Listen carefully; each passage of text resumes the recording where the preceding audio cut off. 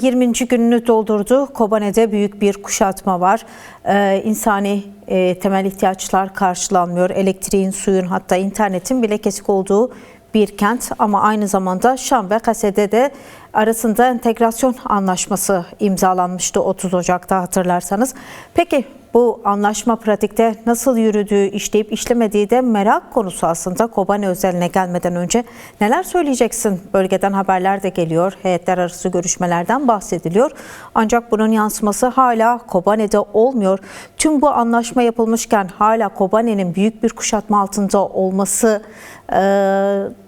sonucu olarak bu anlaşma pratikte nasıl yürürlükte? Evet, aslında siz de değindiniz. Yani 30 Ocak Anlaşması'ndan sonra güvenlik, idari ve askeri konularında yani somut olarak atılacak adımlar bekleniliyordu. Fakat geçici hükümet bu süreci çok ağırdan alıp anlaşmaya göre hareket etmiyor. Yani bir haftayı geride bırakan anlaşmanın pratikte uygulanmaması için yani uygulanması ve genel olarak özerk yönetim ve KSD'nin bu yönlü çabaları çok yoğun. Yani üzerine düşen sorumluluğu yaptı, aslında yapmaya da devam ediyor. Fakat geçici Şam hükümeti pratikte bu uygulamanın, bu maddelerin ya da anlaşmanın karşılık bulmaması için yoğun bir direnç içerisinde. Yani çatışmasızlığın yaşanmaması, müzakerenin devamlılığı ve entegrasyonun uygulanmasının sahada karşılık bulması için dediğim gibi yani büyük çaba yürütülüyor KSD ve özerk yönetim tarafından. Ama şu ana kadar Kobane'nin yani belirli alanlar üzerinde mutabık kalınan yani konuların dışında herhangi bir ilerleme kaydedilmedi. Yani özellikle Kobane'nin Şehirler kasabasında ortak asayiş noktaları kurulmuştu. Burada Şam'a ve özerk yönetime bağlı asayiş güçleri konumlanmış durumda. Yani şu an sadece Şehirler kasabasında, Şehirler mıntıkasında böyle bir adım atıldı. Fakat Çelebiye ve Srin bölgesinde henüz netleşen bir durum yok. Yani özellikle Çelebiye ilçesini işgal etmiş HTŞ ve Türkiye'ye bağlı çetelerin anlaşma çerçevesinde geri çekilmesi gerekiyordu. Yani anlaşmaya göre yani belirlenen noktalara çekilmesi gerekiyordu. Bu olmadı. Yani bu henüz değişen bir durum yok. Bu yönlü bir ilerleme de kaydedilmedi. Oysa bu konuların hepsi tartışılmış. Yani kısa süre içerisinde de aslında uygulamaya geçirilmesi gerekiyordu. Geçici Şam hükümetinin özellikle yani bu anlaşmadan sonra 30 Ocak Anlaşması'ndan sonra ki tavrı, yaklaşımları geciktirici, oyalayıcı ve güven vermekten uzak yaklaşımları aslında varılan anlaşmaya göre kademeli entegrasyon sürecini de aslında zora sokuyor. Yani o sürecin uygulamaya geçmesini de aslında biraz daha zorluyor diyebiliriz. Yani Kobane'de çok değişen bir şey yok, siz de değindiniz. Yani özellikle abluka süreci hem siyasal hem de psikolojik anlamda büyük bir baskı oluşturarak devam ediyor. Yani sistematik bir şekilde devam ediyor. Elektriğin, suyun ve internetin hizmete açılmamasında ambargo devam ediyor. Dolayısıyla çok sistematik bir şekilde bu uygulama sürüyor diyebilirim. Özellikle Kobane'nin yani heyetler arası yapılan görüşmelerde aldığımız bilgilere göre yani konuşulan, tartışılan konu başlıkları aslında biraz daha böyle tartışılmaya değer. Yani biraz yorum yapmaya değer diye düşünüyorum. Özellikle Kobane'nin tarihsel toplumsal konumunu zayıflatmaya dönük, asli gerçekliğini saptırmaya dönük çok yoğun psikolojik savaş yürütülüyor geçici Şam hükümeti tarafından. Yani bu aslında görüşme esnasında da özerk yönetime bağlı yani heyete yansıtılan bir durumdur. Bu yönlü çaba ve yaklaşımlar var özellikle.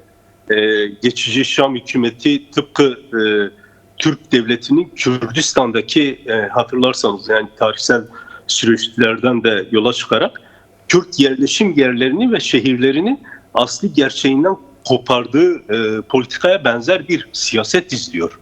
Evet. Yani mesela örnek verilmesi gerekirse nasıl ki 1925 yılında Şark Islahat Planı çerçevesinde Kürdistan'daki Kürt isimleri değiştirilmişse ya da dokusunun, yani Kürt yerleşim yerlerinin dokusu bir şekilde böyle başkalaşıma uğratılmışsa, Suriye'de de özellikle geçici Şam hükümeti eliyle Kobani'nin ismi ısrarla bir Arap ismi ve bir Arap kenti olması gerektiğini dayatan bir politika yürütülüyor.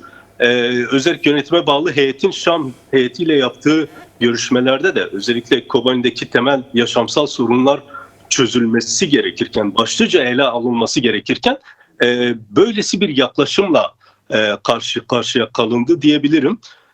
Yani özel yönetim heyetine ısrarla Kobani kentinin bir ilçe olması gerektiğini ve isminin aynı Arap yani aynı Arap olması gerektiği dile getirilmişti.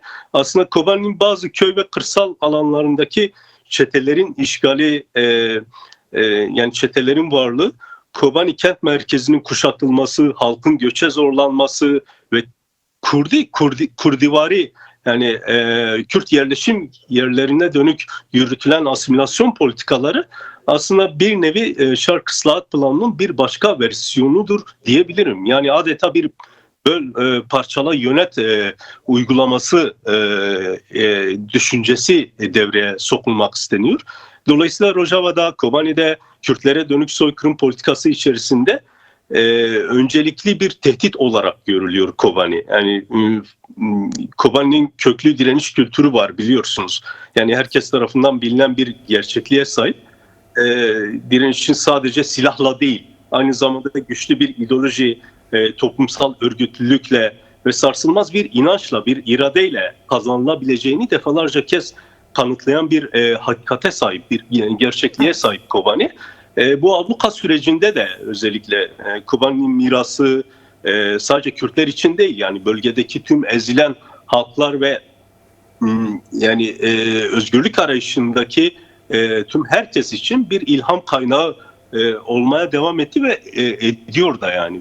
Bu kazanımların kalıcı hale gelmesi için de daha ileriye taşınması için yani kuşkusuz kesintisiz bir mücadele verilmesi gerekiyor. Diplomatik çabalar ve uluslararası dayanışmanın en üst seviyede güçlendirilmesiyle mümkündür diyebilirim.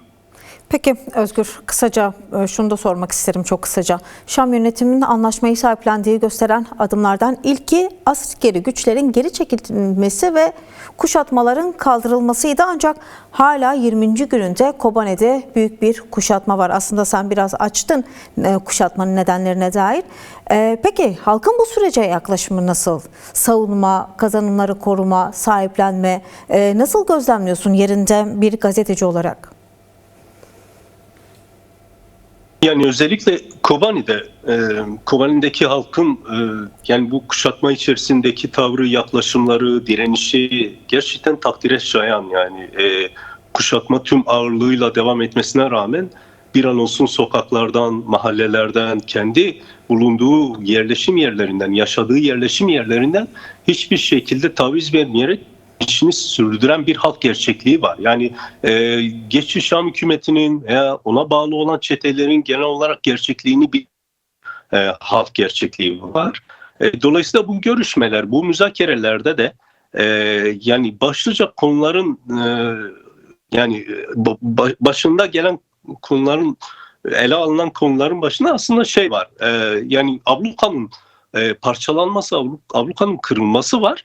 Fakat bu konuda herhangi bir ilerleme kaydedilmediği gibi genel olarak bir umut da vermiyor Kobani halkına. Yani Kobani halkının da aslında yani mevcut geçici hükümetin atacağı adımlara dönük, güven artırıcı adımlara dönük bir umudu kalmadı diyebilirim. Yani genel olarak bir kuşatma var, bir ambargo var. Yani şöyle bir durum var aslında.